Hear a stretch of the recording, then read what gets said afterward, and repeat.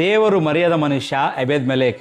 ಯೆರೆಮೀಯನು 39:15-18 ವಚನಗಳು ನೋಡೋದಾದ್ರೆ ಕೊನೆಯ ವಚನದಲ್ಲಿ ನಮ್ಗೆ ಈ ರೀತಿ ಹೇಳ್ತದೆ, ನೀನು ನನ್ನ ಮೇಲೆ ಭರವಸೆ ಇಟ್ಟರಿಂದ ನಾನು ನಿನ್ನನ್ನು ತಪ್ಪದೇ ಬಿಡಿಸುವೆನು ಎಂಬುದಾಗಿ. ನೋಡ್ರಿ ದೇವರ ಸಭೆಯೇ, ಸತ್ಯವೇದದಲ್ಲಿ ಅನೇಕ ಶೂರರಿದ್ದಾರೆ, ಅನೇಕ ಅರಸರಿದ್ದಾರೆ, ಅನೇಕ ಪ್ರವಾದಿಗಳಿದ್ದಾರೆ. ಆದರೆ ಒಂದು ಸಣ್ಣ ಹೆಸರನ್ನು ಮಾತ್ರ ದೇವರು ತನ್ನ ಹೃದಯದಲ್ಲಿ ಶಾಶ್ವತವಾಗಿ ಬರೆದಿಟ್ಟಿದ್ದಾನ್ರಿ. ಆ ಹೆಸರು ಎಬೇದ್ ಮೆಲೆಕ್ ಎಂಬುದಾಗಿ ಹೇಳಲಿಕ್ಕೆ ಇಷ್ಟಪಡ್ತೇನೆ. ನೋಡ್ರಿ, ಆತನು ಇಸ್ರಾಯೇಲ್ನವನಲ್ಲ, ಪ್ರವಾದಿಯೂ ಅಲ್ಲ, ಅದು ಯಾಜಕನೂ ಅಲ್ಲ, ಆದರೆ ಆತನು ಅರಸನೂ ಅಲ್ಲ. ಆದರೆ ಯಾರು ಈತನ ಎಂಬುದಾಗಿ ನೋಡುವಾಗ ಆತನೊಬ್ಬ ವಿದೇಶಿಯ ಸೇವಕ, ಆ ಅರಮನೆಯಲ್ಲಿದ್ದ ಒಂದು ಸೇವಕನಾಗಿದ್ದ. ಆದರೆ ದೇವರು ಅವನನ್ನು ಯಾಕೆ ನೆನಪಿಟ್ಕೊಂಡು ಎಂಬುದಾಗಿ ಪ್ರಶ್ನೆ ಖಂಡಿತವಾಗಿ ಬರುವಂಥದ್ದಾಗಿದೆ ಅಲ್ಲ ಪ್ರಿಯರೇ. ಯೆರೆಮೀಯನು ದೇವರ ವಾಕ್ಯವನ್ನು ಧೈರ್ಯವಾಗಿ ಸಾರಿದ ಕಾರಣ ಆತನೇನು ಮಾಡ್ತಿದ್ದಾರೆ, ಆತನಲ್ಲಿ ಒಂದು ಕೆಸರಿನಿಂದ ತುಂಬಿದ ಒಂದು ಬಾವಿಗೆ ಎಸೆದು ಬಿಡ್ತಿದ್ದಾರೆ ಯೆರೆಮೀಯನನ್ನು. ಅದು ಕೇವಲ ಒಂದು ಬಾವಿ ಅಲ್ಲ, ಒಂದು ಸಾಯುವಂಥ ಸ್ಥಳವಾಗಿತ್ತು ಪ್ರಿಯರೇ. ಕೆಳಗೆ ಕೆಸರು, ಮೇಲೆ ಕತ್ತಲೆ, ಸುತ್ತಲೂ ಯಾರು ಇಲ್ಲದ ವಾತಾವರಣ. ಯಾರು ಆತನ್ನು ರಕ್ಷಿಸಲಿಕ್ಕೆ ಬಂದಿಲ್ರಿ. ಅಲ್ಲಿ ಅರಸನು ಮೌನವಾಗಿದ್ದ, ಧಾರ್ಮಿಕ ನಾಯಕರು ಮೌನವಾಗಿದ್ದರು, ದೊಡ್ಡವರು ಮೌನವಾಗಿದ್ದರು, ಎಲ್ಲರೂ ಮೌನವಾಗಿರುವಂಥ ಸಂದರ್ಭದಲ್ಲಿಯೂ ಸಹ. ಆದರೆ ಮಾತಾಡಲೇಬೇಕಾದ ಹೊಣೆಗಾರಿಕೆ ಇಲ್ಲದ ಒಂದು ವ್ಯಕ್ತಿ ಅಲ್ಲಿ ಸೇವಕನಲ್ಲಿ ಎದ್ದು ಬರ್ತಾ ಇದ್ದಾನೆ. ಆ ವ್ಯಕ್ತಿ ಎಬೇದ್ ಮೆಲೆಕ್ ಎಂಬುದಾಗಿ.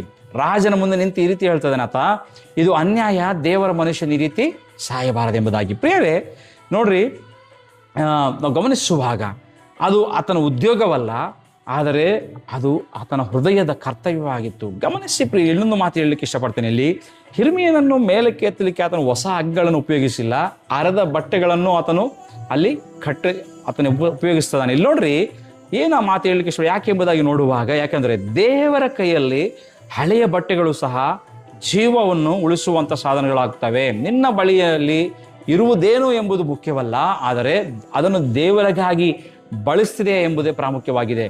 ಕೊನೆಗೆ ಅಲ್ಲಿ ನೋಡುವಾಗ ಯೆರೂಸಲೇಮ್ ಕುಸಿದು ಹೋಗಿದೆ, ಅರಸರು ಬಂದಿಗಳಾಗಿದ್ದಾರೆ, ಬಲಿಷ್ಠರು ಕತ್ತಿಗೆ ಬಲಿಯಾಗಿದ್ದಾರೆ. ಆದರೆ ಆ ನ್ಯಾಯ ತೀರ್ಪಿನ ಮಧ್ಯೆ ದೇವರು ಒಬ್ಬ ಮನುಷ್ಯನ ಹೆಸರನ್ನು ಮಾತ್ರ ವಿಶೇಷವಾಗಿ ಕರೆದನು, ಅದು ಎಬೇದ್ ಮೆಲೆಕ್ ಎಂಬುದಾಗಿ.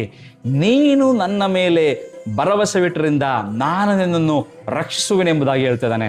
ಇನ್ನು ನಿನ್ನ ಸೇವೆಯನ್ನು, ಒಂದು ಈ ವಾಕ್ಯದ ಮುಖಾಂತರ ನಾನು ಹೇಳಲಿಕ್ಕೆ ಇಷ್ಟಪಡುವಂಥ ಮಾತುಗಳು, ನಿನ್ನ ಸೇವೆಯನ್ನು ಯಾರು ನೋಡದೇ ಇರಬಹುದು, ನಿನ್ನ ಹೆಸರನ್ನು ಯಾರು ವೇದಿಕೆಯಲ್ಲಿ ಹೇಳದೇ ಇರಬಹುದು, ನಿನ್ನ ಕಣ್ಣೀರಿಗೆ ಯಾರು ಮೌಲ್ಯ ಕೊಡದೇ ಇರಬಹುದು, ಆದರೆ ದೇವರು ಎಂದಿಗೂ ನಿನ್ನ ನಿಷ್ಠೆಯನ್ನು ಮರೆಯೋದಿಲ್ಲ ಪ್ರಿಯರೇ. ಮನುಷ್ಯರು ನಿನ್ನ ಹೆಸರನ್ನು ಮರೆತರು, ದೇವರು ನಿನ್ನ ನಂಬಿಗಸ್ತಿಕೆಯನ್ನು ಮರೆಯುವುದಿಲ್ಲ. ಈ ಲೋಕದ ಗೌರವ ಕ್ಷಣಿಕ, ಆದರೆ ದೇವರ ನೆನಪು ಶಾಶ್ವತ. ಆದ್ದರಿಂದ ಜನರ ಚಪ್ಪಾಳಿಗಾಗಲ್ಲ, ದೇವರ ಮೆಚ್ಚುಗೆಗಾಗಿ ಜೀವಿಸುವಂಥ ವ್ಯಕ್ತಿಗಳಾಗಿರೋಣ. ಒಂದು ದಿನ ಜನರು ನಿನ್ನ ಹೆಸರನ್ನು ಕರೆಯದಿದ್ದರೂ ಪರವಾಗಿಲ್ಲ, ದೇವರು ನಿನ್ನ ಹೆಸರು ಕರೆದರೆ ಸಾಕು. ಹಾಗಾಗಿ ದೇವರನ್ನು